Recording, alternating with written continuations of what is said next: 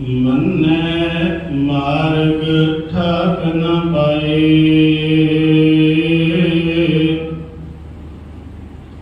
मन्ने पत स्यों प्रगट जाए।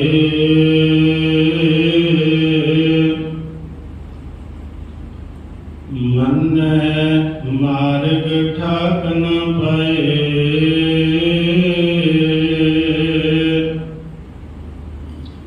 मन्ने पत स्यों प्रगट जाए।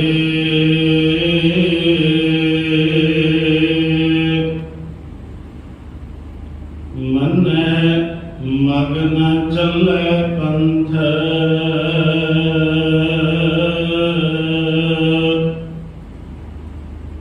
मन्ने धर्म सिद्धि संबंध।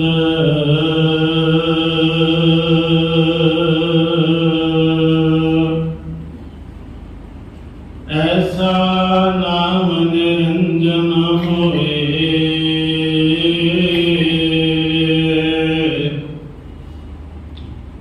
जिको मन जाने मन कोए।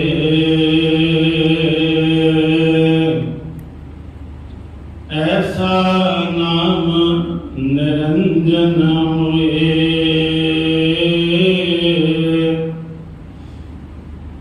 जिको मन जाने मन कोए।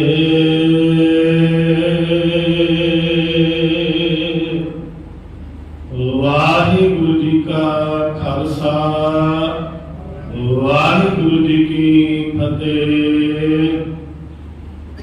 परम अते सन्मानयोग जुगो जुग अटल चबर छतर तखत दे मालक साहिब सतगुरु श्री गुरु ग्रंथ साहिब जी की पावन पवित्र हजूरी अंदर सुभाएमान हुए बैठे सत संगी जनों, वड्डे भागां द्वारा सत संगत दीआं अमोलक घड़ियां प्राप्त होईयां हन। संध्या वेले दे दीवाना अंदर हाजरियां भरन दा सुभाग प्राप्त होया है। आप जी ने प्रेम भावना द्वारा सिमरन विच अपनियां हाजरियां लगवाइयां हन। सुआओ संध्या वेले दे दीवाना दे अंदर चल रही धन धन श्री गुरु ग्रंथ साहिब महाराज जी की पवित्र अमृतमयी गुरबाणी की लड़ीवार कथा का प्रकरण जो धन श्री गुरु नानक साहिब महाराज पातशाह जी की पवित्र गुरबाणी जप बाणी की विचार आपां गुरु पातशाह जी की मेहर दे नाल श्रवण कर रहे हाँ। पिछलियां पौड़ियां दे विच आप जी ने मन्ने दियां दो पौड़ियां की विचार श्रवण कर ली है। अते अज मन्ने दियां जिहड़ियां तीन पौड़ियां हन, उन्हां दे विचों तीजी पौड़ी भाव के अज 14वीं पौड़ी की व्याख्या आपां श्रवण करनी है। सो आओ सतगुरु पातशाह महाराज जी ने इन्हां मन्नण दियां जो 4 पौड़ियां विच एक विचार सानू बार बार दृढ़ करवाई है। उसनूं आपां गुरु कृपा के द्वारा हृदय विच वसाउणा है। पवित्र गुरबाणी की विचार तो पहला आओ रसना पवित्र कर दिया गुरु बख्शी फतेह प्रवान करिए। रसना पवित्र कर दे आखिए जी वाहिगुरु जी का खालसा ਵਾਹਿਗੁਰੂ ਜੀ ਕੀ ਫਤਿਹ। ਮੰਨਣ ਦੀਆਂ ਜੋ 4 ਪੌੜੀਆਂ ਹਨ, ਇਹਨਾਂ ਦੇ ਵਿੱਚੋਂ ਪਹਿਲੀ ਪੌੜੀ ਮੰਨੇ ਦੀ ਨੰਨੇ ਨੂੰ ਲਾਵਾਂ ਲਾ ਕੇ ਉਚਾਰਨ ਹੁੰਦੀ ਹੈ। ਮੰਨੇ ਕੀ ਗਤ ਕਹੀ ਨਾ ਜਾਏ, ਭਾਵ ਜਿਹੜਾ ਮੰਨ ਲੈਂਦਾ ਹੈ, ਮੰਨ ਕੇ ਆਪਣੀ ਜ਼ਿੰਦਗੀ ਦੇ ਅੰਦਰ ਉਸ ਵਿਚਾਰ ਨੂੰ ਲਾਗੂ ਕਰਕੇ ਜੋ ਆਪਣਾ ਜੀਵਨ ਸੁਖਾਲਾ ਕਰਦਾ ਹੈ, ਉਸ ਦੀ ਹਾਲਤ ਬਿਆਨ ਨਹੀਂ ਕੀਤੀ ਜਾ ਸਕਦੀ। ਮੰਨੇ ਕੀ ਗਤ ਕਹੀ ਨਾ ਜਾਏ, ਜੇ ਕੋ ਕਹੇ ਪਿਛੇ ਪਛਤਾਏ। ਫਿਰ ਸਤਿਗੁਰੂ ਪਾਤਸ਼ਾਹ ਮਹਾਰਾਜ ਮੰਨੇ ਦੀ ਦੂਜੀ ਪੌੜੀ ਦੇ ਵਿੱਚ ਉਚਾਰਨ ਕਰਦੇ ਹਨ। ਮੰਨੈ ਸੁਧ ਹੋਵੇ ਮਨ ਬੁੱਧ, ਮੰਨੈ ਸਗਲ ਭਵਨ ਕੀ ਸ਼ੁੱਧ। ਕਿ ਜੇਕਰ ਮੰਨਣ ਵਾਲੇ ਦੀ ਹਾਲਤ ਨੂੰ ਬਿਆਨ ਨਹੀਂ ਕੀਤਾ ਜਾ ਸਕਦਾ, ਤੇ ਜਦੋਂ ਕੋਈ ਮੰਨ ਕੇ ਚੱਲ ਪੈਂਦਾ ਹੈ, ਉਸ ਦੀ ਸੁਰਤੀ ਉੱਚੀ ਹੋ ਜਾਂਦੀ ਹੈ, ਮਨ ਬੁੱਧ ਚਿੱਤ ਜਿਹੜਾ ਹੈ ਟਿਕ ਜਾਂਦਾ ਹੈ, ਤੇ ਉਹ ਜਪਣ ਵਾਲਾ ਉੱਚੀ ਸੁਰਤੀ ਦਾ ਮਾਲਕ ਹੋ ਜਾਂਦਾ ਹੈ। ਇਤਨੀ ਸੁਰਤ ਉੱਚੀ ਚੜੀ ਜਾਂਦੀ ਹੈ, ਮੰਨੈ ਸਗਲ ਭਵਨ ਕੀ ਸ਼ੁੱਧ। ਹੁਣ ਅੱਜ ਹੈ ਤੀਜੀ ਪੌੜੀ ਦੇ ਵਿੱਚ ਸਤਿਗੁਰੂ ਪਾਤਸ਼ਾਹ ਮੰਨਣ ਦੀ ਅਵਸਥਾ ਹੋਰ ਕੀ ਬਿਆਨ ਕਰਦੇ ਹਨ। ਮੰਨੈ ਮਾਰਗ ਠਾਕ ਨਾ ਪਾਏ। ਮੰਨਣ ਦੇ ਨਾਲ ਮਾਰਗ ਦਾ ਅਰਥ ਹੈ ਰਸਤਾ, ਮਾਰਗ ਦਾ ਅਰਥ ਹੈ ਰਾਹ। ਮੰਨਣ ਦੇ ਨਾਲ ਰਸਤੇ ਵਿੱਚ ਠਾਕ ਦਾ ਅਰਥ ਹੈ ਰੁਕਾਵਟਾਂ। ਮੰਨਣ ਦੇ ਨਾਲ ਕਦੀ ਵੀ ਪਰਮਾਤਮਾ ਵਾਲੇ ਰਸਤੇ ਤੇ ਜੇ ਅਸੀਂ ਤੁਰੀਏ ਤਾਂ ਕਦੀ ਵੀ ਜੀਵਨ ਵਿੱਚ ਰੁਕਾਵਟਾਂ ਨਹੀਂ ਪੈਂਦੀਆਂ। ਮੰਨੈ ਮਾਰਗ ਠਾਕ ਨਾ ਪਾਏ। ਮੰਨਣ ਦੇ ਨਾਲ ਮਾਰਗ ਵਿੱਚ ਠਾਕ, ਰੁਕਾਵਟ, ਅਟਕਣਾ ਕਦੀ ਵੀ ਨਹੀਂ ਪੈਂਦੀਆਂ। ਜਿਹੜਾ ਮੰਨ ਕੇ ਚੱਲ ਪੈਂਦਾ ਹੈ। ਹੁਣ ਸਤਿਗੁਰੂ ਪਾਤਸ਼ਾਹ ਆਖਦੇ ਹਨ, ਪਰਮਾਰਥ ਕਮਾਉਣ ਵਾਸਤੇ ਜਦੋਂ ਬੰਦਾ ਤੁਰਦਾ ਹੈ ਤਾਂ ਕਿਹੜੀਆਂ ਕਿਹੜੀਆਂ ਰੁਕਾਵਟਾਂ ਦਾ ਸਾਹਮਣਾ ਕਰਨਾ ਪੈਂਦਾ ਹੈ। ਜਦੋਂ ਕੋਈ ਪਰਮਾਰਥ ਕਮਾਉਣ ਵਾਸਤੇ ਤੁਰਦਾ ਹੈ ਤਾਂ ਰਸਤੇ ਦੀਆਂ ਬਹੁਤ ਕਠਿਨਾਈਆਂ ਹਨ। ਇਸੇ ਕਰਕੇ ਪਾਤਸ਼ਾਹ ਜੀ ਨੇ ਪਾਵਨ ਬਾਣੀ ਅੰਦਰ ਜ਼ਿਕਰ ਕੀਤਾ ਹੈ ਕਿ ਇਹ ਉਹ ਰਸਤਾ ਹੈ, ਇਹ ਉਹ ਮਾਰਗ ਹੈ ਜਿਹੜਾ ਬਹੁਤ ਔਖੀ ਘਾਟੀ ਤੇ ਵਿਖੜਾ ਪੈਂਦਾ ਹੈ। ਜਪ ਬਾਣੀ ਦੇ ਵਿੱਚ ਤਾਂ ਇਸ ਸਾਰੀ ਮਾਰਗ ਦੀ ਜਿਹੜੀ ਰੱਬੀ ਮਾਰਗ ਤੇ ਤੁਰਨ ਦੀ ਵਿਚਾਰ ਹੈ। ਜਦੋਂ ਇਸ ਦਾ ਜ਼ਿਕਰ ਕੀਤਾ ਤਾਂ ਪਾਤਸ਼ਾਹ ਨੇ ਆਖਿਆ, ਨਾਨਕ ਕਥਨਾ ਕਰੜਾ ਸਾਰ। ਇਸ ਨੂੰ ਬਿਆਨ ਕਰਨਾ ਔਖਾ ਹੈ, ਮਾਨੋ ਜਿਵੇਂ ਦੰਦਾਂ ਨਾਲ ਲੋਹੇ ਦੇ ਚਣੇ ਚਬਾਉਣੇ ਹੋਣ। ਇਸ ਮਾਰਗ ਤੇ ਚੱਲਦਿਆਂ ਜਿਹੜੀਆਂ ਰੁਕਾਵਟਾਂ ਪੈਂਦੀਆਂ ਨੇ, ਵੇਖੋ ਕਿਸੇ ਨੂੰ ਪਰਿਵਾਰ ਰੁਕਾਵਟ ਬਣ ਜਾਂਦਾ ਹੈ, ਕਿਸੇ ਨੂੰ ਮੋਹ ਦਾ ਚਿੱਕੜ ਜਿਹੜਾ ਹੈ ਐਸਾ ਧੱਸ ਲੈਂਦਾ ਹੈ ਕਿ ਬੰਦਾ ਪਰਮਾਤਮਾ ਵਾਲੇ ਰਸਤੇ ਤੇ ਤੁਰ ਨਹੀਂ ਸਕਦਾ। ਇਸੇ ਲਈ ਰੋਜ਼ ਅਸੀਂ ਬਚਨ ਪੜ੍ਹਦੇ ਹਾਂ, ਪੰਕਜ ਮੋਹ ਪਗ ਨਹੀਂ ਚਾਲੈ, ਹਮ ਦੇਖਾਂ ਤਹਿ ਡੂਬਿਆ ਲੈ। ਕਈ ਲੋਕ ਜਦੋਂ ਇਸ ਰਸਤੇ ਤੇ ਤੁਰੇ ਤਾਂ ਪਾਤਸ਼ਾਹ ਆਖਦੇ ਹਨ, ਉਹਨਾਂ ਦੇ ਜਿਹੜੇ ਪੈਰ ਸਨ ਮੋਹ ਦੇ ਚਿੱਕੜ ਵਿੱਚ ਐਸੇ ਧਸ ਗਏ ਕਿ ਇੱਕ ਵੀ ਕਦਮ ਉਹਨਾਂ ਤੋਂ ਪਰਮਾਤਮਾ ਵਾਲੇ ਰਸਤੇ ਤੇ ਪੁੱਟਿਆ ਨਹੀਂ ਗਿਆ। ਪੰਕਜ ਮੋਹ ਪਗ ਨਹੀਂ ਚਾਲੈ, ਹਮ ਦੇਖਾਂ ਤਹਿ ਡੂਬਿਆ ਲੈ। ਅਸਾਂ ਵੇਖਿਆ ਐਸੇ ਲੋਕ ਜਿਹੜੇ ਪਰਮਾਰਥ ਦੇ ਕਈ ਰਸਤੇ ਤੇ ਤੁਰੇ ਸਨ, ਉਹ ਉਸ ਚਿੱਕੜ ਦੇ ਵਿੱਚ ਹੀ ਡੁੱਬ ਗਏ। ਐਸੇ ਮੋਹ ਦੇ ਚਿੱਕੜ ਵਿੱਚ ਧਸੇ ਕਿ ਉਹ ਰੱਬੀ ਦਰ ਤੱਕ ਪਹੁੰਚ ਹੀ ਨਹੀਂ ਸਕੇ। ਗਿਆਨੀ ਮਸਕੀਨ ਸਿੰਘ ਜੀ ਅਕਸਰ ਜਦੋਂ ਇਸ ਵਿਸ਼ੇ ਬਾਰੇ ਆਪਣੀ ਵਿਚਾਰ ਸਪਸ਼ਟ ਕਰਦੇ ਸਨ ਤਾਂ ਉਹ ਅਕਸਰ ਆਖਦੇ ਸਨ ਕਿ ਜਦੋਂ ਇੱਕ ਝਰਨਾ ਪਹਾੜਾਂ ਦੇ ਵਿੱਚੋਂ ਨਿਕਲਦਾ ਹੈ ਤਾਂ ਰਸਤੇ ਵਿੱਚ ਕਿੰਨੀਆਂ ਕਠਿਨਾਈਆਂ ਦਾ ਸਾਹਮਣਾ ਕਰਨਾ ਪੈਂਦਾ ਹੈ। ਪਹਿਲਾਂ ਉਹ ਪੱਥਰਾਂ ਦੇ ਨਾਲ ਟਕਰਾਉਂਦਾ ਹੈ, ਜਦੋਂ ਪਹਾੜ ਤੋਂ ਝਰਨਾ ਡਿੱਗਦਾ ਹੈ ਚਟਾਨਾਂ ਨਾਲ ਟਕਰਾ ਕੇ ਫਿਰ ਉਹਦਾ ਸਾਹਮਣਾ ਕਈ ਦਰਖਤਾਂ ਨਾਲ, ਕਈ ਝਾੜੀਆਂ ਨਾਲ ਹੁੰਦਾ ਹੈ। ਉਸ ਝਰਨੇ ਦਾ ਪਾਣੀ ਵੇਖੋ ਸਮੁੰਦਰ ਦੇ ਤਲ ਤੱਕ ਆਪੜਨ ਵਾਸਤੇ ਕਈ ਪੱਥਰਾਂ ਦੇ ਨਾਲ ਟਕਰਾਉਂਦਾ ਹੈ, ਕਈ ਪੱਥਰ ਨੂੰ ਮੋੜ ਦਿੰਦੇ ਨੇ, ਕਈ ਰੇਤਾ ਬਜਰੀ ਕਿੰਨਾ ਕੁਝ ਉਹਦੇ ਰਸਤੇ ਦੇ ਵਿੱਚ ਆਉਂਦਾ ਹੈ।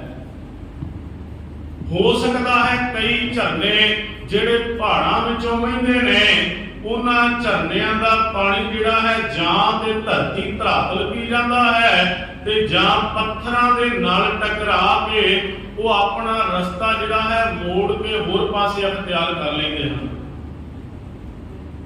ਐਸਾ ਹੀ ਪਰਮਾਰਥ ਕਰਮਾਉਣ ਵਾਲੇ ਦਾ ਰਸਤਾ ਹੈ। ਜਿਵੇਂ ਮੰਨ ਲਓ ਉਹ ਝਰਨਾ ਪਹਾੜਾਂ ਦੇ ਵਿੱਚੋਂ ਡਿੱਗਦਾ ਹੈ, ਜਾਂ ਤਾਂ ਉਹਨੂੰ ਝਾੜੀਆਂ ਅਟਕਾ ਲੈਂਦੀਆਂ ਨੇ, ਜਾਂ ਪੱਥਰ ਉਹਦਾ ਰੁਖ ਮੋੜ ਦਿੰਦੇ ਨੇ, ਜਾਂ ਧਰਾਤਲ ਪੀ ਜਾਂਦਾ ਹੈ ਤੇ ਕੋਈ ਵਿਰਲਾ ਝਰਨਾ ਹੁੰਦਾ ਜਿਹੜਾ ਸਮੁੰਦਰ ਦੇ ਪਾਣੀ ਤੱਕ ਜਿਸ ਦੀ ਪਹੁੰਚ ਹੋਵੇ। ਇਸੇ ਤਰ੍ਹਾਂ ਹੀ ਰੱਬੀ ਦਰ ਤੇ ਤੁਰਨ ਵਾਲਿਆਂ ਦੀ ਹਾਲਤ ਹੈ। ਭਗਤ ਰਵਿਦਾਸ ਜੀ ਨੇ ਜਿਵੇਂ ਦੱਸਿਆ ਹੈ ਕਿ ਕੋਈ ਇੱਕ ਜਨਮ ਦੀ ਗੱਲ ਨਹੀਂ ਹੈ, ਇਹ ਜਿਹੜੀ ਹੈ ਲੰਮੇਰੀ ਸਾਧਨਾ ਹੈ। ਇਸ ਜਨਮ ਤੱਕ ਹੀ ਕਈ ਜਨਮ ਵੀ ਲੱਗ ਸਕਦੇ ਨੇ। ਜਿਵੇਂ ਇੱਕ ਝਰਨੇ ਨੂੰ ਸਮੁੰਦਰ ਦੇ ਤਲ ਤੱਕ ਅੱਪੜਦਿਆਂ ਬੜਾ ਸਮਾਂ ਲੱਗ ਜਾਂਦਾ ਹੈ, ਕਈ ਵਾਰ ਉਹ ਝਰਨਾ ਵਿਚਾਲੇ ਵੀ ਰਹਿ ਜਾਂਦਾ ਹੈ। ਇਸੇ ਤਰ੍ਹਾਂ ਪਰਮਾਰਥ ਕਮਾਉਣ ਵਾਲਿਆਂ ਨੂੰ ਅਜੇ ਮੰਜ਼ਲਾਂ ਨਹੀਂ ਮਿਲਦੀਆਂ, ਜਾਂ ਸਰੀਰ ਛੁੱਟ ਜਾਂਦਾ ਹੈ, ਜਾਂ ਪਰਿਵਾਰ ਅਟਕਣਾ ਬਣ ਜਾਂਦਾ ਹੈ, ਜਾਂ ਕੋਈ ਰੋਗ ਗ੍ਰਸਤ ਲੈਂਦਾ ਹੈ। ਕਈ ਪ੍ਰਕਾਰ ਦੀਆਂ ਕਠਿਨਾਈਆਂ ਰਸਤੇ ਰੋਕ ਲੈਂਦੀਆਂ ਨੇ। ਇਸੇ ਕਰਕੇ ਪਾਤਸ਼ਾਹ ਕਿਰਪਾਲਤਾ ਕਰ ਰਹੇ ਹਨ, ਪਰ ਜਿਹੜਾ ਮੰਨ ਲੈਂਦਾ ਹੈ ਮੰਨਣ ਵਾਲੇ ਦੇ ਰਸਤੇ ਦੇ ਵਿੱਚ ਠਾਕ ਰੁਕਾਵਟਾਂ ਨਹੀਂ ਪੈਂਦੀਆਂ। ਮੰਨੈ ਮਾਰਗ ਠਾਕ ਨਾ ਪਾਏ। ਇਸੇ ਕਰਕੇ ਪਾਤਸ਼ਾਹ ਨੇ ਗੁਰਬਾਣੀ ਵਿੱਚ ਦੱਸਿਆ ਹੈ, ਭੂਲੇ ਮਾਰਗ ਜਿਨੇ ਬਤਾਇਆ। ਜਿਨ੍ਹਾਂ ਨੂੰ ਭੁੱਲਿਆ ਹੋਇਆ ਨੂੰ ਗੁਰੂ ਨੇ ਮਾਰਗ ਦੱਸਿਆ। ਭੂਲੇ ਮਾਰਗ ਜਿਨੇ ਬਤਾਇਆ, ਐਸਾ ਗੁਰ ਬੜ ਭਾਗੀ ਪਾਇਆ। ਭੁੱਲਿਆਂ ਨੂੰ ਮਾਰਗ ਕਿਵੇਂ ਮਿਲਿਆ? ਕਿਉਂਕਿ ਉਹਨਾਂ ਨੂੰ ਵੱਡੇ ਭਾਗਾਂ ਦੇ ਨਾਲ ਗੁਰੂ ਮਿਲ ਪਿਆ। ਭੂਲੇ ਮਾਰਗ ਜਿਨੇ ਬਤਾਇਆ, ਐਸਾ ਗੁਰ ਬੜ ਭਾਗੀ ਪਾਇਆ। ਸਿਮਰ ਮਨਾ ਰਾਮ ਨਾਮ ਚਿਤਾਰੇ, ਬਸ ਰਹੇ ਹਿਰਦੈ ਗੁਰ ਚਰਨ ਪਿਆਰੇ। ਐ ਮੇਰਿਆ ਮਨਾ ਸਿਮਰ ਪਰਮਾਤਮਾ ਨੂੰ, ਕਿਉਂਕਿ ਤੈਨੂੰ ਭੁੱਲੇ ਨੂੰ ਮਾਰਗ ਪਾਤਾ ਹੈ ਗੁਰੂ ਨੇ। ਸਤਿਗੁਰੂ ਪਾਤਸ਼ਾਹ ਕਿਰਪਾਲਤਾ ਕਰਦੇ ਹਨ, ਭੁੱਲੇ ਕੋ ਗੁਰ ਮਾਰਗ ਪਾਇਆ, ਅਵਰ ਤਿਆਗ ਹਰ ਭਗਤੀ ਲਾਇਆ। ਭੁੱਲੇ ਨੂੰ ਮਾਰਗ ਪਾ ਦਿੱਤਾ ਤੇ ਅਵਰ ਤੋਂ ਭਾਵ ਹੈ ਹੋਰ ਪਾਸੇ ਦੀਆਂ ਦੁਬਿਧਾ ਰਸਤੇ ਜਿਹੜੇ ਸਨ ਉਹ ਬੰਦ ਕਰਕੇ ਵਕਾਰਾਂ ਵਾਲੇ ਰਸਤੇ ਤੇ ਉਸ ਪਰਮਾਰਥ ਵਾਲੇ ਰਸਤੇ ਤੇ ਤੋਰ ਦਿੱਤਾ ਗਿਆ। ਮੰਨੈ ਮਾਰਗ ਠਾਕ ਨਾ ਪਾਏ। ਮੰਨਣ ਵਾਲੇ ਦੇ ਰਸਤੇ ਵਿੱਚ ਕਦੀ ਵੀ ਰੁਕਾਵਟਾਂ ਨਹੀਂ ਪੈਂਦੀਆਂ। ਪਾਤਸ਼ਾਹ ਕਿਰਪਾਲਤਾ ਕਰਦੇ ਹਨ, ਕਹਿੰਦੇ ਅਸਲ ਵਿੱਚ ਕਿਹੜੀਆਂ ਰਸਤੇ ਦੀਆਂ ਕਠਿਨਾਈਆਂ ਹਨ। ਕਿਸੇ ਨੂੰ ਸੱਤ ਜਿਹੜਾ ਕਮਾਉਣਾ ਨਹੀਂ ਆਉਂਦਾ, ਕੋਈ ਜੱਤ ਤੋਂ ਵਾਂਝਾ ਰਹਿ ਜਾਂਦਾ ਹੈ, ਕੋਈ ਪਦ ਤੋਂ ਵਾਂਝਾ ਰਹਿ ਜਾਂਦਾ ਹੈ। ਜਿਹੜੇ ਆਤਮਿਕ ਗੁਣ ਹਨ, ਜਿੰਨੀ ਦੇਰ ਤੱਕ ਉਹਨਾਂ ਨੂੰ ਨਹੀਂ ਅਪਣਾਉਂਦਾ ਤੇ ਰਸਤੇ ਦੇ ਵਿੱਚ ਵਕਾਰ ਵੀ ਰੁਕਾਵਟਾਂ ਬਣ ਜਾਂਦੇ ਹਨ। ਮੰਨੈ ਮਾਰਗ ਠਾਕ ਨਾ ਪਾਏ। ਮੰਨਣ ਦੇ ਨਾਲ ਰਸਤੇ ਵਿੱਚ ਰੁਕਾਵਟਾਂ ਨਹੀਂ ਪੈਂਦੀਆਂ। ਪਾਤਸ਼ਾਹ ਕਿਰਪਾਲਤਾ ਕਰਦੇ ਹਨ ਕਿ ਅਸਲ ਦੇ ਵਿੱਚ ਕਿਹੜੀ ਕਿਹੜੀ ਰੁਕਾਵਟ ਹੈ। ਕਿਸੇ ਨੂੰ ਪਰਿਵਾਰ ਦਾ ਮੋਹ ਜਕੜ ਲੈਂਦਾ ਹੈ, ਕਿਸੇ ਨੂੰ ਮਾਇਆ ਠੱਗ ਲੈਂਦੀ ਹੈ, ਕਿਸੇ ਨੂੰ ਕਿਸੇ ਪ੍ਰਕਾਰ ਦਾ ਦੁੱਖ ਜਿਹੜਾ ਹੈ ਲੱਗ ਜਾਂਦਾ ਹੈ, ਤੇ ਇਸ ਤਰੀਕੇ ਦੇ ਨਾਲ ਮਨੁੱਖ ਦਾ ਰੱਬ ਵਾਲਾ ਰਸਤਾ ਜਿਹੜਾ ਹੈ ਢਿੱਲਾ ਪੈ ਜਾਂਦਾ ਹੈ। ਬਾਬਾ ਕਬੀਰ ਸਾਹਿਬ ਜੀ ਦਾ ਕੱਲ ਆਪਾਂ ਪਾਵਨ ਸ਼ਬਦ ਸਰਵਣ ਕੀਤਾ ਸੀ, ਉਹਨਾਂ ਨੇ ਉਚਾਰਨ ਕੀਤਾ ਹੈ ਅਸਲ ਵਿੱਚ ਇਹ ਸਰੀਰ ਜਿਹੜਾ ਹੈ ਇਸ ਨੂੰ ਰੱਬੀ ਮਾਰਗ ਤੇ ਲਾ ਦੇਣਾ ਚਾਹੀਦਾ ਹੈ। ਕਬੀਰ ਇਹੋ ਤਨ ਜਾਏਗਾ ਕਮਨੇ ਮਾਰਗ ਲਾਏ, ਇਹ ਤਨ ਜਿਹੜਾ ਹੈ ਇੱਕ ਦਿਨ ਚੜਿਆ ਜਾਵੇਗਾ, ਇਸ ਨੂੰ ਰੱਬ ਦੇ ਪਰਮਾਰਥ ਦੇ ਮਾਰਗ ਤੇ ਲਾ ਦਈਏ। ਕਬੀਰ ਇਹੋ ਤਨ ਜਾਏਗਾ ਕਮਨੇ ਮਾਰਗ ਲਾਏ, ਕਹਿ ਸੰਗਤ ਕਰ ਸਾਧ ਕੀ ਕਹਿ ਹਰ ਕੇ ਗੁਣ ਗਾਏ। ਜਾਂ ਤਾਂ ਤੂੰ ਇਸ ਤਰ੍ਹਾਂ ਕਰ ਕਿ ਗੁਰੂ ਰੂਪੀ ਸਾਧ ਦੀ ਸੱਚ ਕਮਾਉਣ ਵਾਲੇ ਦੀ ਸੰਗਤ ਕਰ, ਕਹਿ ਸੰਗਤ ਕਰ ਸਾਧ ਕੀ ਕਹਿ ਹਰ ਕੇ ਗੁਣ ਗਾਏ। ਕਹਿ ਦਾ ਅਰਥ ਜਾਂ ਰੱਬੀ ਗੁਣਾਂ ਨੂੰ ਗਾਉਣਾ ਕਰ। ਜੇ ਤੂੰ ਚਾਹੁੰਦਾ ਹੈ ਕਿ ਰੱਬੀ ਮਾਰਗ ਤੇ ਰੁਕਾਵਟਾਂ ਨਾ ਪੈਣ ਤੇ ਇਸ ਤਨ ਨੂੰ ਪਰਮਾਤਮਾ ਦੇ ਮਾਰਗ ਤੇ ਲਾ। ਮੰਨੈ ਮਾਰਗ ਠਾਕ ਨਾ ਪਾਏ, ਮੰਨਣ ਦੇ ਨਾਲ ਮਾਰਗ ਵਿੱਚ ਪਰਮਾਤਮਾ ਤੇ ਚੱਲਣ ਵਾਲੇ ਮਾਰਗ ਤੇ ਕਦੀ ਵੀ ਠਾਪ ਰੁਕਾਵਟਾਂ ਨਹੀਂ ਪੈਂਦੀਆਂ। ਮੰਨੈ ਪਤ ਸਿਉ ਪ੍ਰਗਟ ਜਾਏ, ਮੰਨਣ ਦੇ ਨਾਲ ਮਨੁੱਖ ਪਤ, ਇੱਥੇ ਪਤ ਦਾ ਅਰਥ ਇੱਜ਼ਤ ਵੀ ਹੈ, ਪਤ ਦਾ ਅਰਥ ਉੱਚਾ ਆਚਰਣ ਵੀ ਹੈ। ਮੰਨਣ ਦੇ ਨਾਲ ਮਨੁੱਖ ਇਸ ਸੰਸਾਰ ਵਿੱਚ ਇੱਜ਼ਤ ਖੱਟ ਕੇ ਉੱਚੇ ਆਚਰਣ ਵਾਲਾ ਜੀਵਨ ਜਿਉਂ ਕੇ ਸਾਰੀ ਦੁਨੀਆ ਦੇ ਵਿੱਚ ਸੋਭਾ ਖੱਟ ਕੇ ਪ੍ਰਗਟ ਜਾਏ ਹੋ ਕੇ ਜਾਂਦਾ ਹੈ। ਮੰਨੈ ਪਤ ਸਿਉ, ਪਤ ਸਿਉ ਇੱਜ਼ਤ, ਸਹਿਤ ਇੱਜ਼ਤ ਦੇ ਨਾਲ ਪ੍ਰਗਟ ਹੋ ਕੇ ਸੰਸਾਰ ਵਿੱਚ ਜਾਂਦਾ ਹੈ। ਪਾਤਸ਼ਾਹ ਕਿਰਪਾਲਤਾ ਕਰਦੇ ਹਨ ਕਿ ਜਿਹੜਾ ਰੱਬੀ ਘਰ ਦੇ ਵਿੱਚ ਇੱਜ਼ਤ ਖੱਟ ਕੇ ਪਤ ਛੇਤੀ ਘਰ ਜਾਂਦਾ ਹੈ, ਉਸ ਦੀ ਮਹਿਮਾ ਕੈਸੀ ਹੈ। ਮਹਿਮਾ ਨਾ ਜਾਣੈ ਵੇਦ, ਬ੍ਰਹਮੇ ਨਹੀਂ ਜਾਣੈ ਭੇਦ। ਪਾਤਸ਼ਾਹ ਆਖਦੇ ਹਨ ਰੱਬੀ ਪਿਆਰ ਵਿੱਚ ਤੁਰਨ ਵਾਲਿਆਂ ਦੀ ਫਿਰ ਜਿਹੜੀ ਮਹਿਮਾ ਹੈ ਉਹ ਕੋਈ ਬਿਆਨ ਹੀ ਨਹੀਂ ਕਰ ਸਕਦਾ। ਚੱਲਿਆ ਪਤ ਸਿਉ ਜਨਮ ਸਵਾਰ, ਵਾਜਾ ਵਾਏ ਸੀ। ਜਿਹੜਾ ਪਤ ਸਿਉ ਇੱਜ਼ਤ ਸਹਿਤ ਜੀਵਨ ਕਮਾ ਕੇ ਤੁਰਦਾ ਹੈ, ਉਹਦੇ ਦੁਨੀਆ ਸੋਲੇ ਹੁੰਦੀ ਹੈ। ਸੱਚੇ ਮਾਰਗ ਚਲਿਆਦਿਆਂ ਉਸਤਤ ਕਰੇ ਜਹਾਨ, 68 ਤੀਰਥ ਸਗਲ ਪੁੰਨ ਜੀ ਦਇਆ ਪ੍ਰਵਾਨ।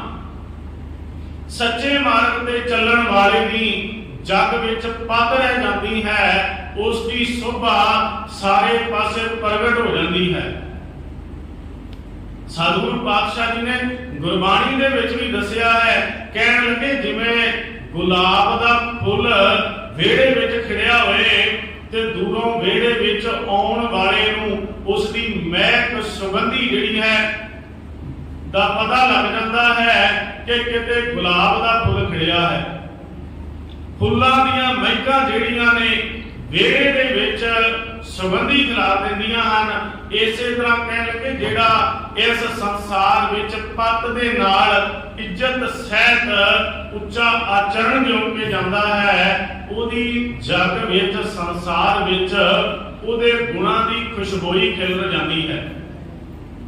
ਤੇ ਪਾਤਸ਼ਾਹ ਜੀ ਨੇ ਗੁਰਬਾਣੀ ਦੇ ਵਿੱਚ ਵੀ ਦੱਸਿਆ ਹੈ, ਬਿਲਕੁਲ ਇਸ ਦਾ ਪ੍ਰਮਾਣ ਦਿੱਤਾ ਹੈ। ਗੋਬਿੰਦ ਗੋਬਿੰਦ ਗੋਬਿੰਦ ਸੰਗ ਨਾਮ ਦਿਓ ਮਨ ਲੀਨਾ, ਆਦ ਦਮ ਕੋ ਛਿਪਰੋ ਹੋਇਓ ਲਾਖੀਨਾ। ਜਿਸ ਨੂੰ ਲੋਕ ਅਤੀ ਕੁਟੀ ਦਾ ਆਖਦੇ ਸਨ। ਗੋਬਿੰਦ ਗੋਬਿੰਦ ਗੋਬਿੰਦ ਸੰਗ ਨਾਮ ਦਿਓ ਮਨ ਲੀਨਾ, ਆਦ ਦਮ ਕੋ ਛਿਪਰੋ ਹੋਇਓ ਲਾਖੀਨਾ। ਗੁਣਨਾ ਤਨਨਾ ਤਿਆਗ ਕੈ ਪ੍ਰੀਤ ਚਰਨ ਕਬੀਰਾ, ਨੀਚ ਕੁਲਾ ਜੁਲਾਹਰਾ ਭਇਓ ਗੁਨੀ ਗਹੀਰਾ। ਇਹ ਬਿਦ ਸੁਨ ਕੇ ਜਾਕਰੋ ਉਠ ਭਗਤੀ ਲਾਗਾ, ਮਿਲੇ ਪ੍ਰਤੱਖ ਗੁਸਾਈਆਂ, ਧੰਨਾ ਵਿੜ ਭਾਗਾ। ਵੇਖੋ ਇਹਨਾਂ ਦੀ ਜਿਹੜੀ ਮਹਿਮਾ ਹੈ, ਭਾਵੇਂ ਸਮਾਜ ਦੇ ਵੱਲੋਂ ਉਸ ਵਕਤ ਨੀਚ ਜਾਤੀ ਕਹਿ ਕੇ ਸੰਬੋਧਨ ਕੀਤਾ ਗਿਆ, ਪਰ ਜਦੋਂ ਰੱਬੀ ਮਾਰਗ ਤੇ ਤੁਰੇ, ਜਦੋਂ ਪ੍ਰਮਾਤਮਾ ਦਾ ਸਿਮਰਨ ਕੀਤਾ, ਬੰਦਗੀ ਕੀਤੀ, ਤਾਂ ਪਾਤਸ਼ਾਹ ਆਖਦੇ ਨੇ ਪ੍ਰਗਟ ਹੋਆ ਸਾਧ ਸੰਗ, ਤਿਨ ਦਰਸ਼ਨ ਪਾਇਆ ਰਵਿਦਾਸ ਘਮੰਤਾ ਢੋਰ ਨੀਤ, ਤਿਨ ਤਿਆਗੀ ਮਾਇਆ ਪ੍ਰਗਟ ਹੋਆ ਸਾਧ ਸੰਗ, ਤਿਨ ਦਰਸ਼ਨ ਪਾਇਆ ਮੰਨੈ ਪਤ ਸਿਉ ਪ੍ਰਗਟ ਜਾਏ। ਪ੍ਰਗਟ ਹੋਆ ਸਾਧ ਸੰਗ, ਪ੍ਰਗਟ ਹੋਏ ਪਿਆ ਸਾਰੇ ਸੰਸਾਰ ਵਿੱਚ, ਤੇ ਪਾਤਸ਼ਾਹ ਇੱਥੇ ਆ ਰਹੇ ਨੇ ਮੰਨੈ ਪਤ ਸਿਉ ਪ੍ਰਗਟ ਜਾਏ। ਇਹ ਸਾਰੀ ਅਵਸਥਾ ਮੰਨਣ ਵਾਲੇ ਦੀ ਹੈ। ਉਹ ਪਤ ਸਿੱਧੀ ਉੱਚੇ ਆਚਰਣ ਦੇ ਨਾਲ, ਉੱਚੇ ਜੀਵਨ ਦੇ ਨਾਲ ਪ੍ਰਮਾਤਮਾ ਦੇ ਘਰ ਦੇ ਵਿੱਚ ਚਲਿਆ ਜਾਂਦਾ ਹੈ। ਪਾਤਸ਼ਾਹ ਜੀ ਨੇ ਜਦੋਂ ਇਹਨਾਂ ਗੁਣਾਂ ਦਾ ਜ਼ਿਕਰ ਕੀਤਾ ਨਾ, ਪਤ ਦਾ, ਸਤ ਦਾ, ਜਤ ਦਾ, ਸੰਜਮ ਦਾ, ਤਾਂ ਪਾਤਸ਼ਾਹ ਜੀ ਨੇ ਆਖਿਆ ਬਾਹਰੀ ਕਰਮ ਕਰਨ ਦੇ ਨਾਲ ਕੁਝ ਵੀ ਹਾਸਲ ਨਹੀਂ ਹੁੰਦਾ। ਪਤ ਬਿਨ ਪੂਜਾ, ਸਤ ਬਿਨ ਸੰਜਮ, ਜਤ ਬਿਨ ਕਾਹੇ ਜਨੇਊ, ਨਹਾਵੋ ਧੋਵੋ ਤਿਲਕ ਚੜਾਵੋ, ਸੱਚ ਬਿਨ ਸੋਚ ਨਾ ਹੋਈ। ਪਾਤਸ਼ਾਹ ਨੇ ਆਖਿਆ ਜਿਹੜੀ ਪੂਜਾ ਹੈ, ਪਤ ਤੋਂ ਬਿਨਾ, ਇੱਜ਼ਤ ਤੋਂ ਬਿਨਾ ਪੂਜਾ ਕਿਸੇ ਕੰਮ ਦੀ ਨਹੀਂ। ਪੂਜਾ ਤੋਂ ਭਾਵ ਹੈ ਗੁਰੂ ਨੂੰ ਪੂਜਣਾ, ਸਤਿਕਾਰ ਕਰਨਾ, ਆਪਣੇ ਗੁਰੂ ਦੀ ਪੂਜਾ ਭਾਵ ਕਿਸੇ ਤਰੀਕੇ ਕਰਮ ਕਰਕੇ ਸਤਿਕਾਰ ਕਰਨਾ। ਤਾਂ ਪਾਤਸ਼ਾਹ ਜੀ ਨੇ ਆਖਿਆ ਜੇਕਰ ਤੂੰ ਗੁਰੂ ਦੀ ਪੂਜਾ ਕਰਦਾ ਹੈ, ਸਤਿਕਾਰ ਕਰਦਾ ਹੈ, ਪਤ ਬਿਨ ਪੂਜਾ, ਇੱਜ਼ਤ ਤੋਂ ਬਿਨਾ, ਜੇ ਤੇਰਾ ਉੱਚਾ ਆਚਰਣ ਹੀ ਨਹੀਂ ਹੈ, ਤੇਰੀ ਪਤ ਤੇਰੀ ਇੱਜ਼ਤ ਹੀ ਨਹੀਂ ਹੈ, ਜੇ ਤੂੰ ਆਚਰਣ ਦਾ ਡਿੱਗਿਆ ਹੋਇਆ ਹੈ, ਤੇਰੀ ਪੂਜਾ ਕਿਸੇ ਕੰਮ ਦੀ ਨਹੀਂ। ਪਤ ਬਿਨ ਪੂਜਾ, ਸਤ ਬਿਨ ਸੰਜਮ, ਜੇ ਤੇਰੇ ਕੋਲ ਸੱਚ ਨਹੀਂ ਹੈ ਤਾਂ ਸੰਜਮ ਦੇ ਇੱਥੇ ਕੋਈ ਅਰਥ ਨਹੀਂ ਰਹਿ ਜਾਂਦੇ। ਸਤ ਬਿਨ ਸੰਜਮ, ਜਤ ਬਿਨ ਕਾਹੇ ਜਨੇਊ, ਜੇ ਜਤ ਤੂੰ ਜਤ ਦਾ ਧਾਰਨੀ ਨਹੀਂ ਹੈ ਤਾਂ ਤੇਰਾ ਜਨੇਊ ਵੀ ਕਿਸੇ ਕੰਮ ਦਾ ਨਹੀਂ ਹੈ। ਵੇਖੋ ਜਦੋਂ ਉਹ ਜਤ, ਜਦੋਂ ਜਨੇਊ ਲੈ ਕੇ ਆਇਆ ਨਾ ਪੰਡਤ ਹਰਦਿਆਲ, ਤਾਂ ਇੱਥੇ ਜਿਹੜਾ ਗੁਰੂ ਬਾਬੇ ਨੇ ਜਨੇਊ ਦੇ ਅਰਥ ਦਿੱਤੇ ਉਸ ਪੰਡਤ ਹਰਦਿਆਲ ਨੂੰ, ਉਹ ਅਸਲ ਵਿੱਚ ਜਨੇਊ ਇਹਨਾਂ ਆਤਮਿਕ ਗੁਣਾਂ ਦਾ ਹੀ ਸੀ। ਜਦੋਂ ਧਾਗਾ ਲੈ ਕੇ ਪੰਡਤ ਹਰਦਿਆਲ ਆਇਆ, ਗੁਰੂ ਬਾਬੇ ਨੂੰ ਜਦੋਂ ਧਾਗਾ ਧਾਰਨ ਕਰਵਾਉਣ ਲੱਗਾ, ਤੇ ਪਹਿਲੀ ਵਾਰ ਉਸ ਦੇ ਉੱਤੇ ਸਵਾਲ ਕੀਤਾ ਗਿਆ ਅਸਲ ਵਿੱਚ ਇਹ ਕੀ ਹੈ। ਉਹਨੇ ਆਖਿਆ ਇਹ ਜਨੇਊ ਹੈ। ਤੇ ਗੁਰੂ ਬਾਬੇ ਨੇ ਉਸ ਵਕਤ ਇਸ ਦੇ ਅਰਥ ਪੁੱਛੇ ਕਿ ਇਸ ਨੂੰ ਕਿਉਂ ਧਾਰਨ ਕੀਤਾ ਜਾਂਦਾ ਹੈ ਤੇ ਇਹ ਕਿਸ ਪ੍ਰਕਾਰ ਦਾ ਹੈ। ਆਮ ਤੌਰ ਤੇ ਗੁਰੂ ਪਾਤਸ਼ਾਹਾਂ ਦਾ, ਧੰਨ ਗੁਰੂ ਨਾਨਕ ਪਾਤਸ਼ਾਹ ਦਾ ਜਿਹੜਾ ਜੀਵਨ ਹੈ ਗੁਰੂ ਸਵਾਰਿਓ, ਅਸੀਂ ਬੜਾ ਇਤਿਹਾਸ ਪੜ੍ਹ ਕੇ ਸੁਣਾ ਕੇ ਗੁਰੂ ਬਾਬੇ ਨੂੰ ਇੱਕ ਸੌਖਾ ਜਿਹਾ ਕਰ ਦਿੱਤਾ। ਪਰ ਗੁਰੂ ਨਾਨਕ ਪਾਤਸ਼ਾਹ ਜਿਹੜੇ ਮਾਰਗ ਤੇ ਗਏ ਨੇ, ਵੇਖੋ ਉਹਨਾਂ ਨੇ ਹਰ ਇੱਕ ਚੀਜ਼ ਚੱਲ ਰਹੀ ਪ੍ਰਥਾ ਨੂੰ ਕਸਵੱਟੀ ਲਾ ਕੇ ਧਰਮ ਦੀ ਵੇਖਿਆ। ਪਹਿਲਾਂ ਸਤ ਦੀ ਕਸਵੱਟੀ ਲਾ ਕੇ ਵੇਖਿਆ ਕਿ ਇਹ ਜਿਹੜਾ ਬਾਹਰੀ ਕਰਮ ਕਾਂਡ ਹੈ ਇਸ ਅੰਦਰਲੇ ਗੁਣਾਂ ਦੇ ਉੱਪਰ ਢੁਕਦਾ ਹੈ। ਜੇਕਰ ਨਹੀਂ ਢੁਕਦਾ ਤੇ ਗੁਰੂ ਬਾਬੇ ਨੇ ਉਸ ਦਾ ਖੰਡਨ ਕੀਤਾ, ਭਾਵੇਂ ਉਹ ਕਿਹੜਾ ਵੀ ਕਰਮ ਸੀ। ਸਤਿਗੁਰੂ ਪਾਤਸ਼ਾਹ ਜੀ ਦੇ ਸਾਹਮਣੇ ਜਦੋਂ ਜਨੇਊ ਲੈ ਕੇ ਆਇਆ ਤਾਂ ਗੁਰੂ ਬਾਬੇ ਨੇ ਇਹਦੇ ਅਰਥ ਪੁੱਛੇ ਤੇ ਆਖਿਆ ਇਹਨੂੰ ਕਿਹੜੇ ਕਿਹੜੇ ਧਾਰਨ ਕਰਦੇ ਹਨ। ਉਸਨੇ ਆਖਿਆ ਇਹ ਜਨੇਊ ਹੈ। ਤੇ ਉਸ ਵਕਤ ਬਾਬੇ ਨੇ ਪੁੱਛਿਆ, ਕਹਿੰਦੇ ਜਿਹੜਾ ਤੇਰੇ ਗਲ ਵਿੱਚ ਪਾਇਆ ਉਹ ਤਾਂ ਹੋਰ ਤਰੀਕੇ ਦਾ ਹੈ, ਜਿਹੜਾ ਤੂੰ ਮੈਨੂੰ ਧਾਰਨ ਕਰਵਾਉਣ ਲੱਗਾ ਹੈ ਉਹ ਜਿਹੜਾ ਹੈ ਵੱਖਰੇ ਤਰੀਕੇ ਦਾ ਹੈ। ਕਿਉਂਕਿ ਗੁਰੂ ਸਵਾਰਿਓ ਤਕਰੀਬਨ 15ਵੀਂ ਪੌੜੀ ਦੇ ਉੱਪਰ ਆਸਾ ਦੀ ਵਾਰ ਦੇ ਵਿੱਚ ਤਕਰੀਬਨ 15ਵੀਂ ਪੌੜੀ ਤੋਂ ਲੈ ਕੇ 17ਵੀਂ ਪੌੜੀ ਤੱਕ ਜਨੇਊ ਦੇ ਅਰਥ ਕੀਤੇ ਨੇ ਗੁਰੂ ਨਾਨਕ ਪਾਤਸ਼ਾਹ ਨੇ। ਜੇ ਅਸੀਂ ਪੜ੍ਹਨਾ ਹੋਵੇ ਉਹਦੇ ਵਿੱਚ ਆਤਮਿਕ ਗੁਣਾਂ ਦੇ ਜਨੇਊ ਦੇ ਅਰਥ ਬਾਬੇ ਨੇ ਜਿਹੜੇ ਪੰਡਤ ਹਰਦਿਆਲ ਨੂੰ ਦੱਸੇ ਨੇ ਉਹ ਕੀਤੇ ਹਨ। ਜੇਕਰ ਗੁਰਬਾਣੀ ਪੜ੍ਹਨ ਦਾ ਸਾਡੇ ਕੋਲ ਸਮਾਂ ਹੋਵੇ क्योंकि मनण की गल चल रही है ते मनना पैना है। गुरु साहिब मनण तो बिना गल नहीं बननी। उस वक्त पंडित हरदयाल ने आख्या, कहने लगे जिहड़ा ब्राह्मण है वो तीरे धागे का जनेऊ पाउंदा है ते ब्राह्मण जिहड़ा है वो कपाह दा जिहड़ा कपाह तो वड्डे हुए डोरे हुंदे हन, उस कपाह तो रूम दे वड्डे हुए डोरियां दा तीरे धागे का जनेऊ पहनदा है। जिहड़ा खत्तरी नूं जनेऊ पवाया जाता है वो ऊन दे धागे का पूरे धागे का हुंदा है ते जिहड़ा वैश नूं धारण करवाउंदा सी वो मिंडे दी ऊन दा जां जिहड़ा सन हुंदा है वो सन दी वट्टी होई रस्सी दा वैश पाउंदा सी ते शुगर नूं पाउण दी बिल्कुल बनाई सी। उसने आख्या कि इस तरीके का यह जनेऊ है। गुरु बाबे ने आख्या जेकर ये जनेऊ मैनू तू पाउण लगा है, ये जनेऊ मेरे तो मेरी भैन वड्डी है नानकी, ਉਹਦੇ ਦਾ ਘਰ ਵਿੱਚ मैं कभी भी जनेऊ नहीं वेख्या है धागे का। उस वक्त उसने आख्या, कहने लगा औरत नूं पाउण दा अधिकार नहीं है। गुरु बाबे ने उस वक्त आख्या, कहने लगे जिहड़ा धार्मिक चिन्ह समाज विच वंडियां पावे वो सानू कभी भी प्रमाण नहीं। असल विच धार्मिक चिन्ह जिहड़े हन इस करके हन कि समाज दे नाल एकता बने, बराबरता आवे, समाज विच आत्मक गुणां दा प्रगटावा होए ते जिहड़े बारी धार्मिक चिन्ह समाज विच वंडियां पा दिंदे ने वो कभी भी प्रमाण नहीं किए जा सकते।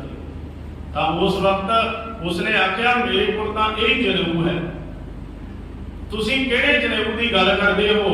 उस वक्त गुरु बाबे ने आख्या, कहने लगे तू आत्मक गुणां दा जनेऊ धारण कर, ये जिहड़ा बाहर दा जनेऊ है ये तो सड़ जाएगा।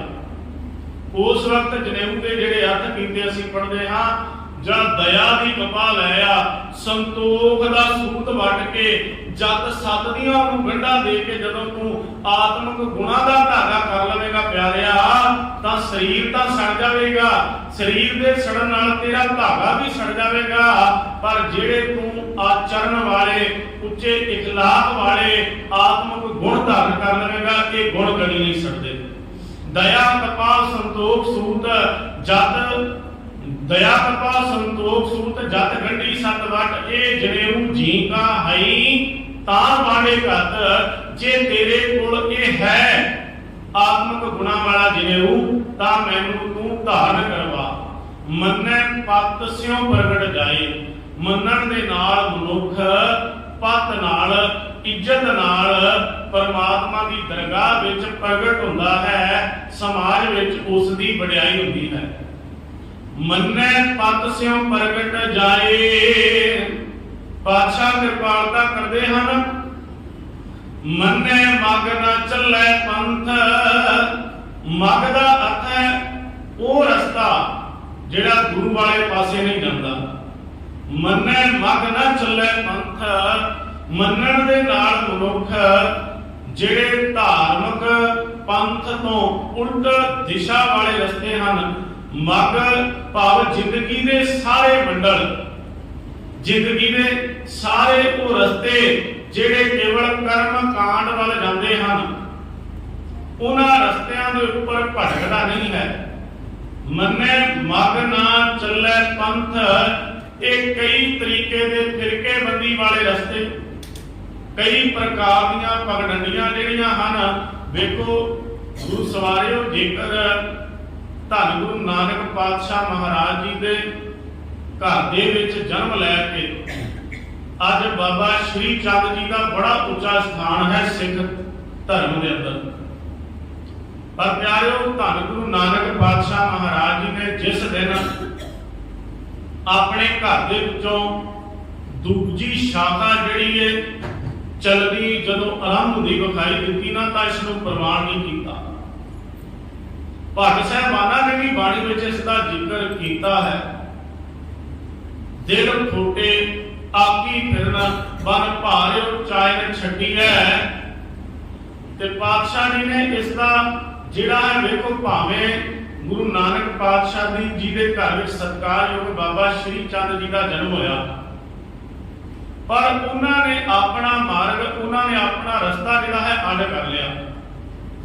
ਤੇ ਗੁਰੂ ਨਾਨਕ ਪਾਤਸ਼ਾਹ ਮਹਾਰਾਜ ਜੀ ਨੇ ਵੇਖੋ ਇਹਦੇ ਵਿੱਚ ਕੋਈ ਵੀ ਕਿਸੇ ਤਰੀਕੇ ਦਾ ਜਿਹੜਾ ਹੈ ਉਸ ਰਸਤੇ ਨੂੰ ਪ੍ਰਵਾਨ ਨਹੀਂ ਕੀਤਾ। ਭਾਵ ਕਿ ਜਿਵੇਂ ਆਮ ਪ੍ਰਚਲਿਤ ਲੋਕ ਕਰਦੇ ਹਨ ਕਿ ਜੇਕਰ ਸਮਾਜ ਦੇ ਵਿੱਚ ਕੋਈ ਪਿਤਾ ਗੁਰੂ ਹੋਵੇ ਤਾਂ ਆਪਣੇ ਪੁੱਤਰ ਨੂੰ ਗੱਦੀ ਦੇ ਦਿੰਦਾ ਹੈ, ਜਾਂ ਪੁੱਤਰ ਵਾਲਾ ਜਿਹੜਾ ਰਸਤਾ ਹੈ ਉਸ ਨੂੰ ਜਿਹੜਾ ਹੈ ਚਲਾ ਲੈਂਦਾ ਹੈ। ਪਰ ਧੰਨ ਗੁਰੂ ਨਾਨਕ ਪਾਤਸ਼ਾਹ ਮਹਾਰਾਜ ਜੀ ਨੇ ਵੇਖੋ ਇੱਥੇ ਬਾਬਾ ਸ਼੍ਰੀ ਚੰਦ ਦਾ ਜਿਹੜਾ ਪੰਥ ਹੈ ਉਹ ਅਲੱਗ ਪ੍ਰਗਟ ਹੋਇਆ, ਪਰ ਗੁਰੂ ਨਾਨਕ ਪਾਤਸ਼ਾਹ ਮਹਾਰਾਜ ਜੀ ਦਾ ਜਿਹੜਾ ਗੁਰਮਤ ਗਾਡੀ ਦਾ ਰਾਹ ਸੀ ਉਸ ਦੇ ਵਿੱਚ ਕੋਈ ਰਲੇਵਾ ਨਾ ਪੈਣ ਦਿੱਤਾ ਗਿਆ। ਜਿਸ ਦਾ ਜ਼ਿਕਰ ਭਾਈ ਗੁਰਦਾਸ ਜੀ ਨੇ ਕੀਤਾ ਹੈ, ਮਾਰਿਆ ਸਿੱਕਾ ਜਗਤ ਵਿੱਚ ਨਾਨਕ ਨਿਰਮਲ ਪੰਥ ਚਲਾਇਆ। ਇਹ ਨਿਰਮਲ ਪੰਥ ਵਿੱਚ ਕੁਝ ਰਲਗੱਡ ਨਾ ਹੋਣ ਦਿੱਤਾ ਗਿਆ। ਅੱਜ ਜੇਕਰ ਅਸੀਂ ਕਿਸੇ ਗੁਰੂ ਦੇ ਕੋਲ ਜਾ ਕੇ ਵੇਖੋ ਪੁੱਛਦੇ ਹਾਂ ਕਿ ਇਸ ਤਰੀਕੇ ਦੇ ਨਾਲ ਸਾਡਾ ਇਹ ਕਾਰਜ ਸਿੱਧ ਹੋ ਜਾਵੇਗਾ, ਇਹ ਕੰਮ ਬਣ ਜਾਵੇਗਾ, ਕਈ ਪ੍ਰਕਾਰ ਦੀਆਂ ਅਸੀਂ ਮਨੋਤਾ ਮੰਨਣੇ ਆ, ਜਾ ਕੇ ਕਈ ਸਰੀਰਕ ਗੁਰੂਆਂ ਨੂੰ ਅਸੀਂ ਧਾਰਨ ਕਰਨੇ ਹਾਂ, ਤੇ ਉਹ ਜਿਹੜਾ ਹੈ ਗੁਰੂ ਤੋਂ ਉਲਟ ਜਾਣ ਵਾਲਾ ਹੀ ਮਾਰਗ ਹੈ।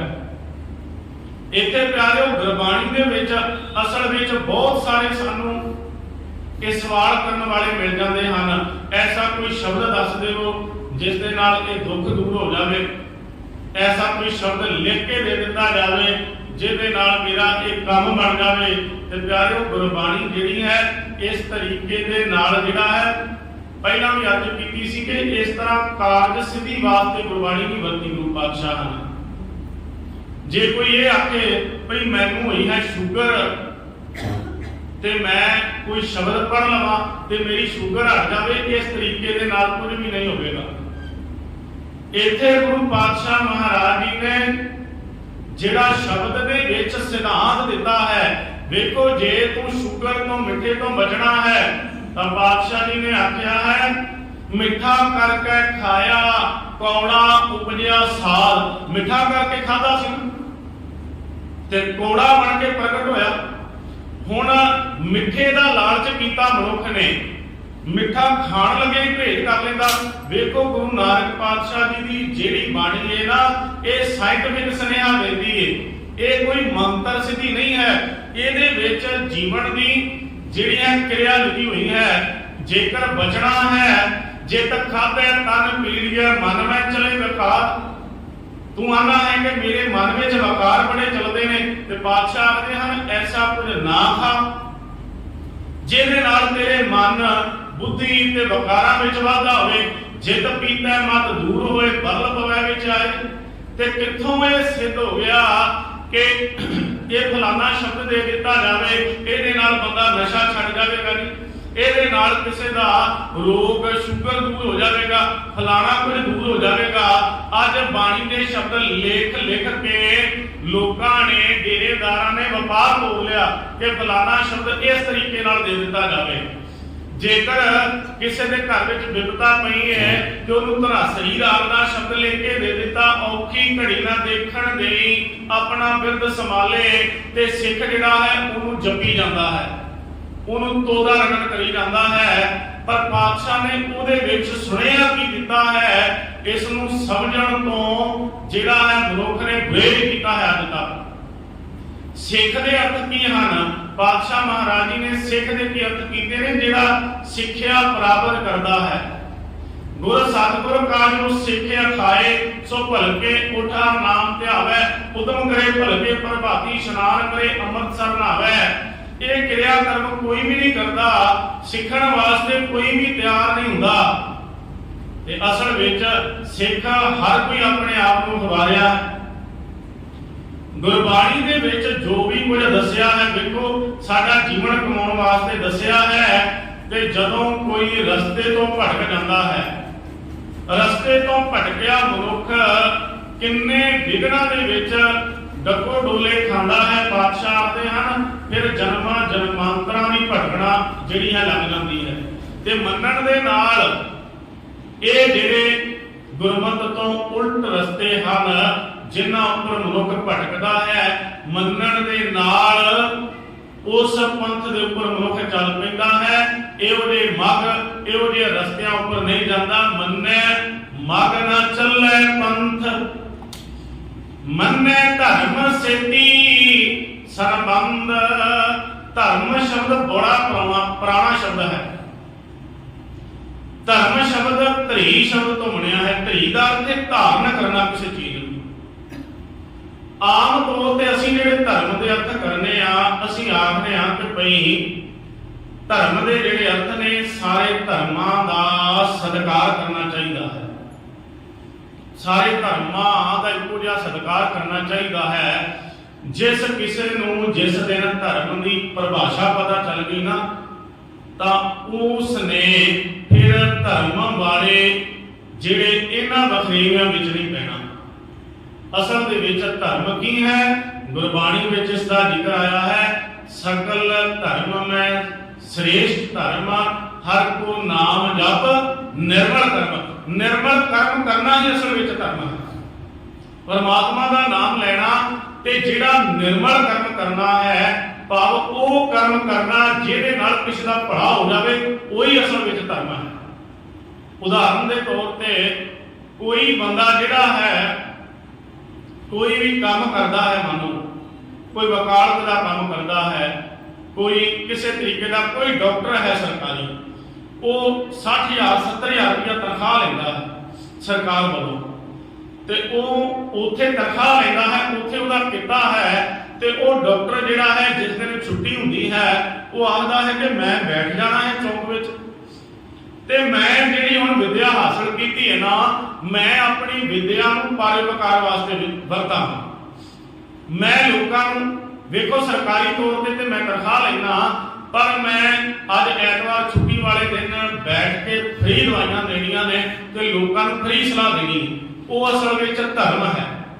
ਵੇਖੋ ਹਰ ਬੰਦੇ ਦਾ ਇਸੇ ਤਰੀਕੇ ਨਾਲ ਧਰਮ ਹੈ। ਅਸੀਂ ਧਰਮ ਦੇ ਜਿਹੜੇ ਅਰਥ ਕੀਤੇ ਨੇ, ਹਿੰਦੂ ਸਮਾਜ ਵਿੱਚ ਤਿਲਕ ਲਗਾ ਕੇ ਮਾੜਾ ਪਕੜ ਕੇ ਧੋਤੀ ਵਾਲਾ ਬ੍ਰਾਹਮਣ ਬਣ ਕੇ ਅਸੀਂ ਇਸ ਤਰੀਕੇ ਦਾ ਧਰਮ ਸਮਝ ਲਿਆ। ਸਨਾਤਨ ਧਰਮ ਦਾ ਤੇ ਸਿੱਖ ਧਰਮ ਦਾ ਇਹ ਸਮਝ ਲਿਆ ਕਿ ਗੁਰਦੁਆਰੇ ਝਾੜੂ ਲਾਣਾ ਹੀ ਧਰਮ ਹੈ, ਗੁਰਦੁਆਰੇ ਪੋਚਾ ਫੇਰਨਾ ਹੀ ਧਰਮ ਹੈ। ਭਾਵੇਂ ਕਿ ਇਹ ਸਭਾਵਾਂ ਦਾ ਕੋਈ ਵਿਰੋਧ ਜਾਂ ਖੰਡਨ ਨਹੀਂ ਹੈ, ਸਾਨੂੰ ਕਰਨੀਆਂ ਚਾਹੀਦੀਆਂ ਹਨ, ਪਰ ਵੇਖੋ ਧਰਮ ਕਮਾਉਣਾ ਕਿੱਥੋਂ ਸ਼ੁਰੂ ਹੁੰਦਾ ਹੈ? ਜੇ ਕੋਈ ਡਾਕਟਰ ਬਿਰਤੀ ਦਾ ਮਨੁੱਖ ਹੈ ਤੇ ਉਹ ਜੇਕਰ ਆਪਣੀ ਜਿਹੜੀ ਵਿਦਿਆ ਹੈ ਉਸ ਨੂੰ ਇਸ ਤਰੀਕੇ ਨਾਲ ਲੋਕਾਂ ਦੇ ਉਪਕਾਰ ਵਾਸਤੇ ਵਰਤ ਰਿਹਾ ਹੈ, ਤਾਂ ਇਹ ਉਹਦਾ ਧਰਮ ਉੱਥੋਂ ਹੀ ਸ਼ੁਰੂ ਹੋ ਜਾਂਦਾ ਹੈ।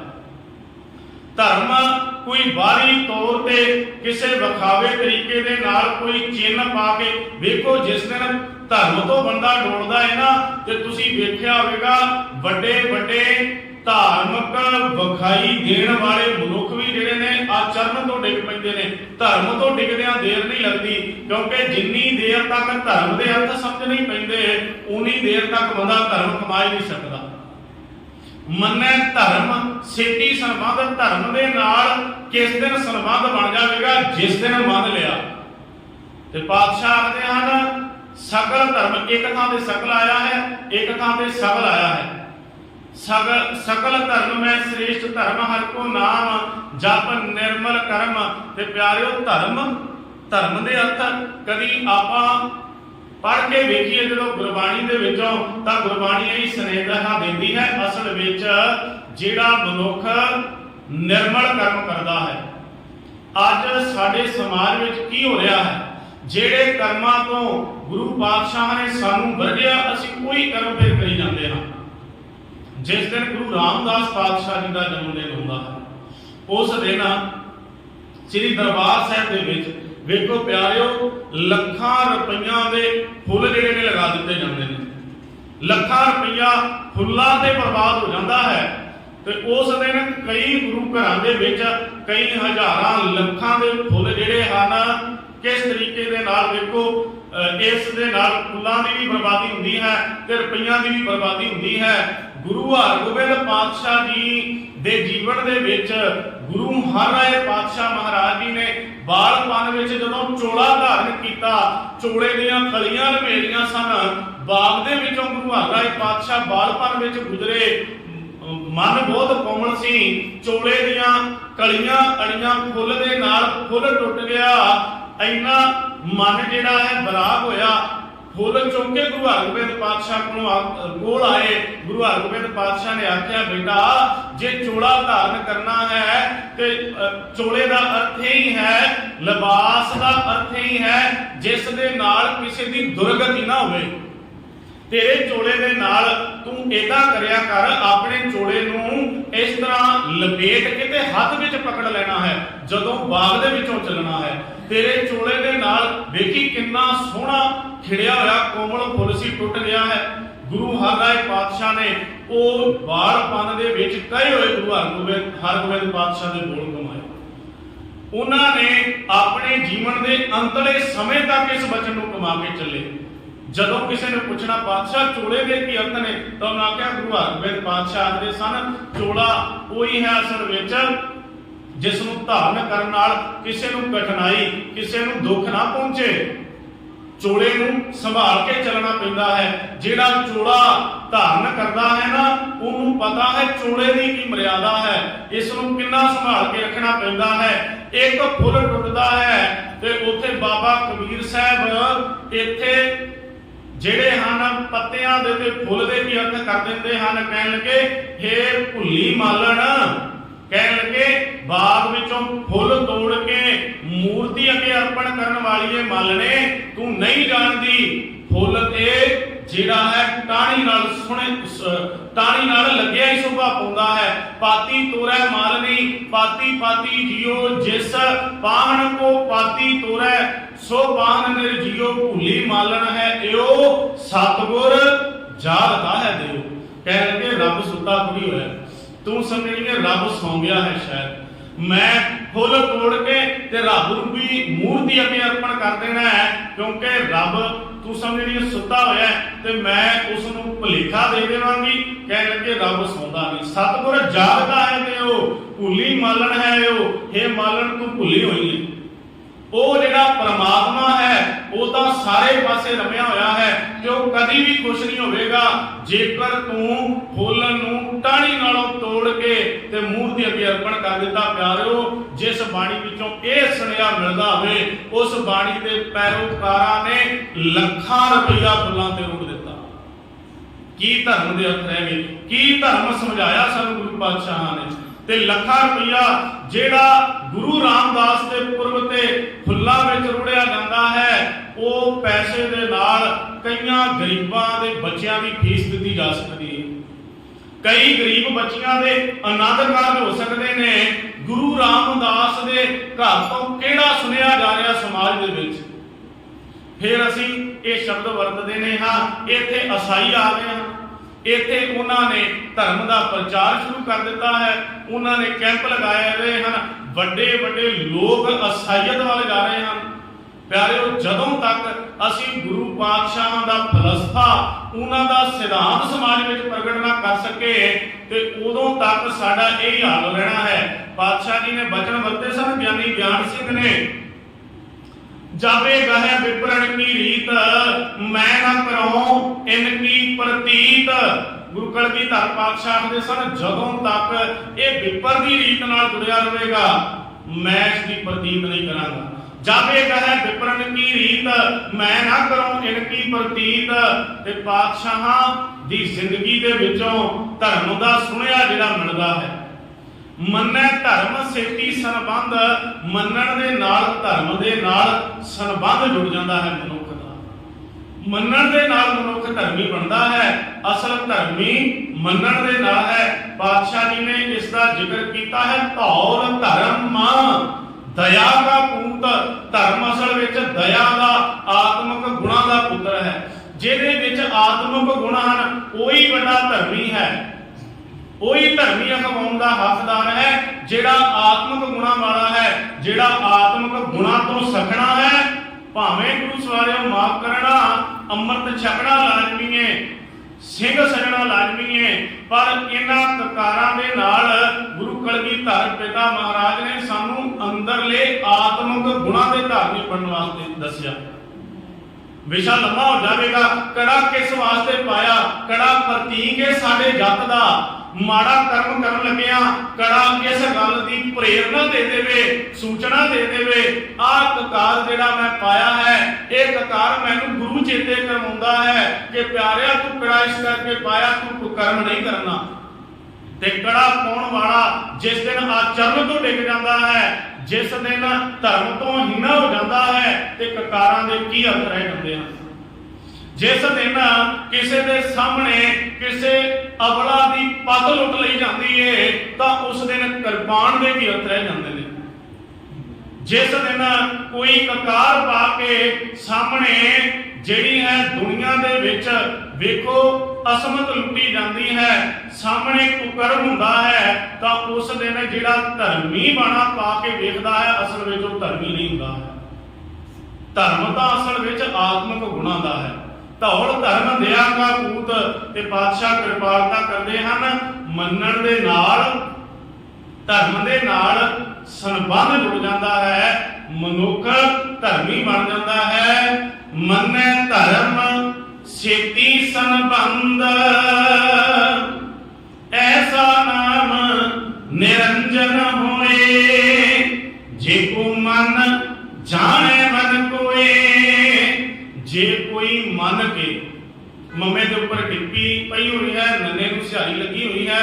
पहला शब्द मन है ते दूजा मन है।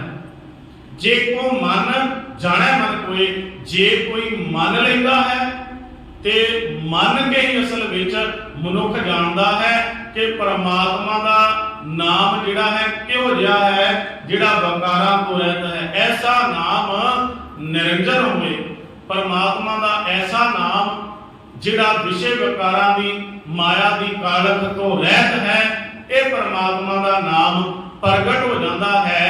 किवें प्रगट हो जाता है? जदों कोई परमात्मा का उपदेश मन के जीवन के अंदर चल पैंदा है। पातशाह कृपालता करन जी आपां मन्ने दियां 3 पौड़ियां की विचार जिहड़ी है कर ली है। अखीरली पौड़ी दी विचार आपां कल सरवण करनी है, जिस दे विच गुरु पातशाह महाराज जी ने गुरसिख दा जिहड़ा है जीवन दस्या है। मनण दे नाल मनुख किहड़ियां बरकतां दा पात्र बन जाता है। सारी विचार का जिहड़ा भाव है पातशाह जी ने दस्या है कि उस परमात्मा के नाम नाल तां नाता जुड़दा है जेकर कोई परमात्मा के हुक्म नूं जिंदगी अंदर मन लेंदा है, तां ही सारियां बरकतां दा पात्र बनदा है। मनण दे नाल परमात्मा के मार्ग रस्ते विच रुकावटां नहीं पैंदियां। मनण दे नाल मनुख पत सेती रब दे घर विच जांदा है। मनण दे नाल ही धर्मी बनदा है। या पैरो गुरु की गल मन लईए, गुरबाणी का उपदेश मन के जीवन विच लागू करिए, तां ही साडा ये जीवन सफला है। पातशाह कृपालता करने लोक सुखी प्रलोक सुहेले। नानक हर प्रभ आपै मिले होइयां बेअंत फुलां दी खिमा दी। वाहिगुरू जी का खालसा, वाहिगुरू जी